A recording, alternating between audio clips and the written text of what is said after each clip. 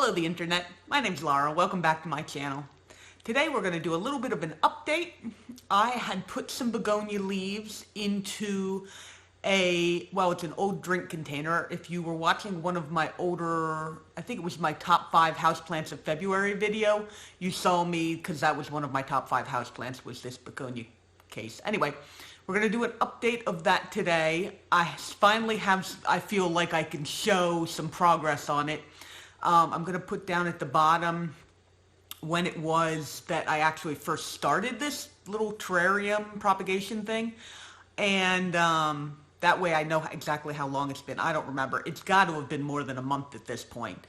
I wouldn't be surprised if it was 2 months. But we're starting to get some growth on there, and I really would like to show it off. And for those people who might be having trouble propagating their begonias, this seems to have worked pretty well.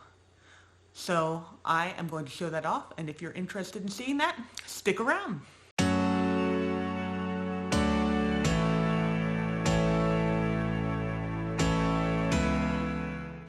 Okay, so here is the little situation I have. This is my Regal shield that I built its own little light stand for. And I've been keeping this guy on here underneath the light so that it gets some light.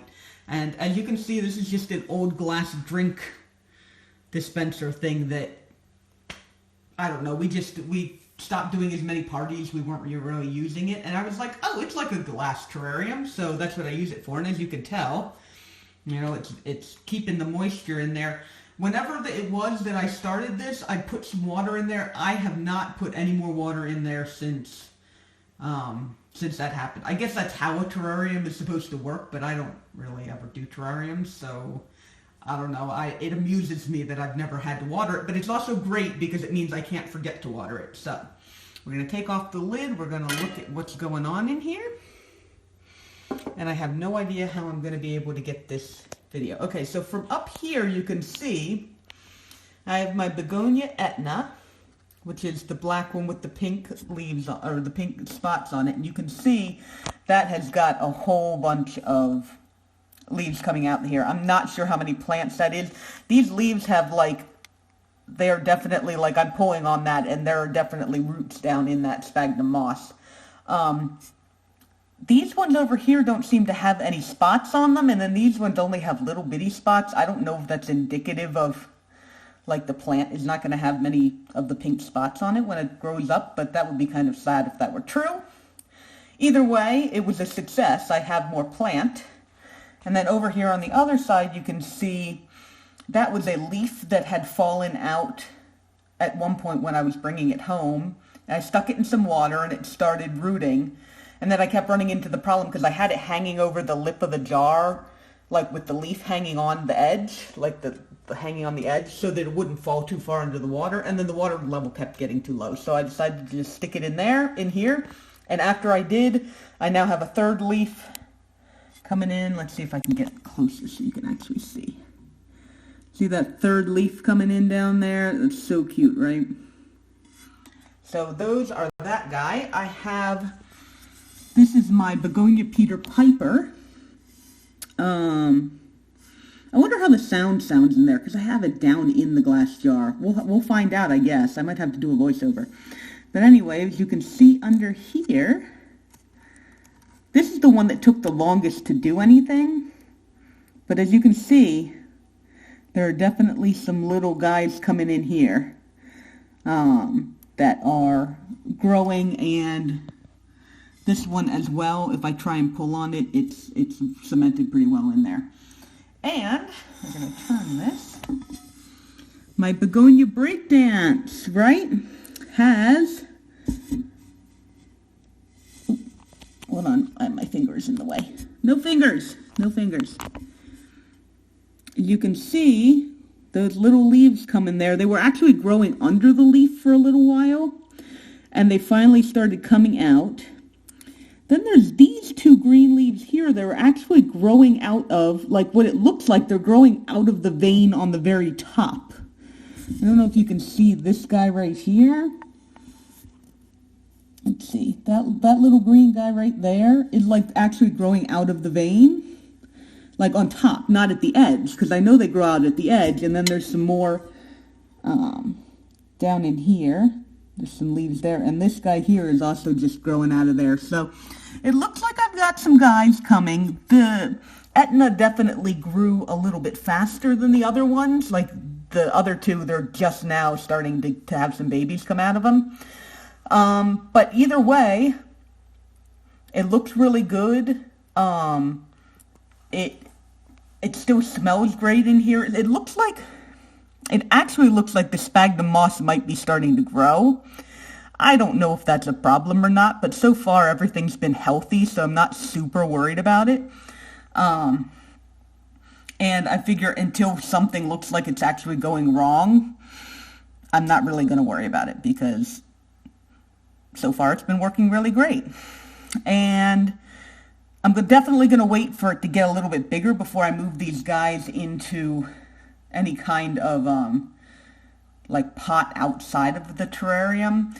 Obviously the Etna, I'm probably the closest to moving that guy, and even maybe the one up here out, because they're actually decent sized plants at this point. The other ones are still like living on the moms, and I guess the leaf, it's not necessarily a mom leaf, but I figure if those don't get watered at this point, they'll probably just shrivel up and die, so it's best to just leave them in here. But for anybody who has been having trouble propagating begonias, this seems to be working the best for me. I'm going to show you the other begonia propagations I can show you. One of them I took a begonia breakdance leaf and I stuck it in soil, because that's how I heard you were supposed to do it. Put it in there and keep it moist, and all those leaves rotted. So that definitely didn't work for me. And then I'll show you my water propagations, and that way you can see how that went. Okay. So I brought these water propagations over here because there's better light over here. These are the stems off of which I took each of those leaves that are in there. So I think this is the begonia breakdance leaf, this is the begonia Etna leaf, and this is the Pied Piper leaf.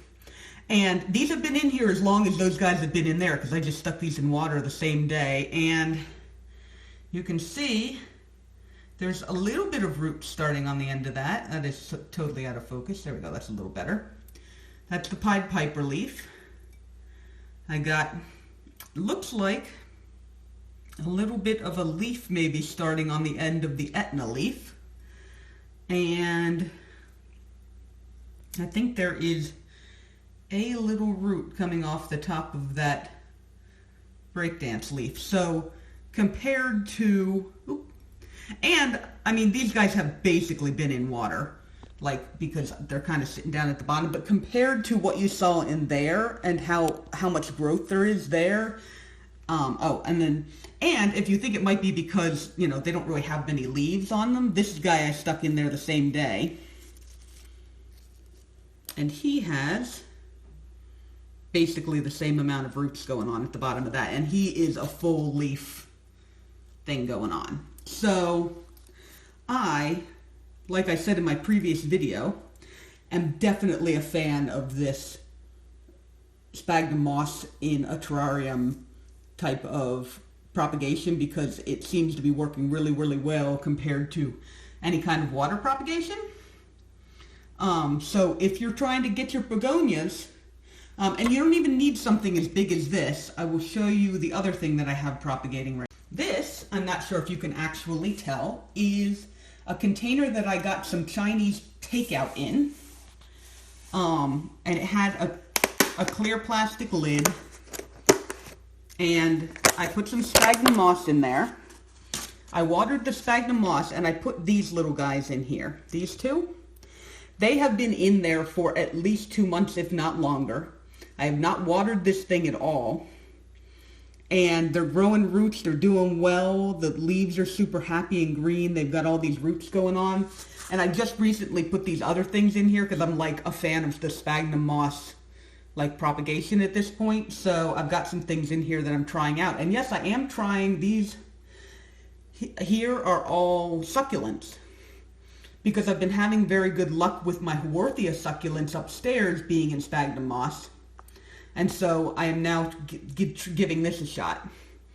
I also had my Alocasia polybulbs, they all died all the way back, and then I accidentally watered it too much because I was trying to bring it out of hibernation, and I think that it got root rot on it, so I stuck everything in here. I'm going to see what survives and what dies, but you don't even need anything fancy, because, like I said, this is just a Chinese takeout container, you know, that has a clear top, so that and I don't think it even needs to be clear. I've seen it done with translucent tops.